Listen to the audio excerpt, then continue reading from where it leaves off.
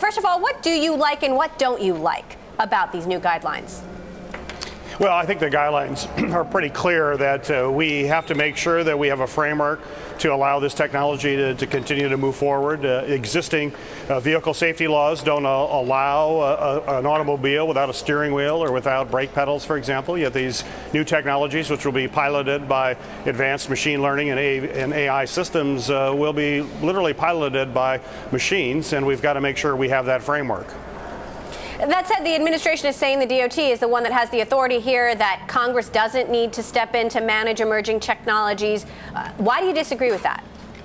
Well, I think we want to do this fairly quickly. I guess it depends on how quick the Department of Transportation will actually move forward on this.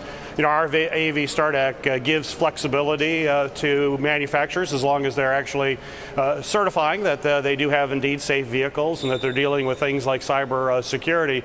But this technology is moving very, very rapidly.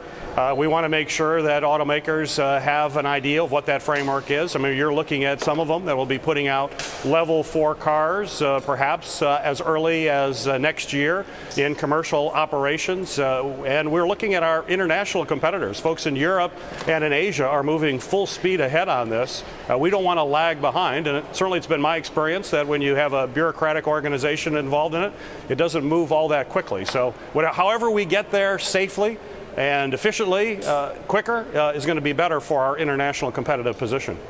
So in your view, what should Congress have oversight of or input in? Well, this is our AV Start Act basically creates that framework. It allows companies to have exemptions to current regulations that are in place right now, but also ask the federal agencies to move quicker with coming up with a framework. But in the meantime, they can put these cars out on the road, provided there's validation as to their safety, and not just physical safety and operating on the road, but cybersecurity as well. Given that you want speed here, do you foresee passing the legislation that you introduced anytime soon? Well, we're hoping that it will. It's passed through the House. Now our version of the Senate passed unanimously out of committee. We are working with a variety of stakeholders really related to this issue. We're very close, hopefully, to coming to an agreement and can get it moving forward. So we understand the importance of this. We're understanding that we would like to have this done by the end of the year. And this is being done on a bipartisan basis. I'm working closely with Senator Thune, who's the chair of the Commerce Committee. He's been very focused on this as well. And we're hoping we can get this moving quickly. Do you have any sense of whether senators in your own party, whether it's Senator Schumer or Senator Feinstein, will come to your side? Well, that's why we are working with everybody to make sure we have language that people are comfortable with. We understand that we need to have a consensus of folks who believe that this is the right way to go. As I mentioned, it did pass unanimously in a bipartisan way out of the Senate Commerce Committee, so it enjoys very broad bipartisan support. We just have a little ways further to go before it gets out on the floor or is attached to some other vehicle that may be moving here in the Senate. What is your biggest concern when it comes to the safety of self-driving cars? Well, obviously the technology has to be tested, and there needs to be really a comfort factor that this technology will indeed allow these automobiles to move through what could be a very complex environment if you're in a city. But part of that testing requires these vehicles to get out on the road.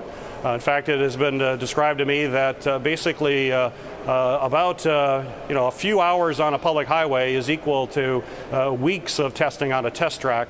And in order to make sure that these vehicles are safe, you do need to get them out on the roads. And I think the important thing to remember is that we believe that we can eliminate most accidents in this country. 95% of all accidents are human error. 40,000 people, nearly 40,000 people die on our highways every year. Hundreds of thousands are injured. The quicker this technology is developed, the more lives that will be saved.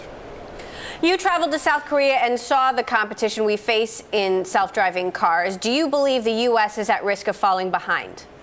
There's no question other places in the world are working very aggressively to bring these vehicles to market. I was with Hyundai. They have a very advanced vehicle that I had the opportunity to ride in. They're expecting to be able to commercialize that as well on a fairly quick timeline. I know the Chinese are investing billions of dollars into this technology, the same with European companies. And there's certainly a belief whoever comes to the market early will be at a competitive advantage versus all of the other competitors.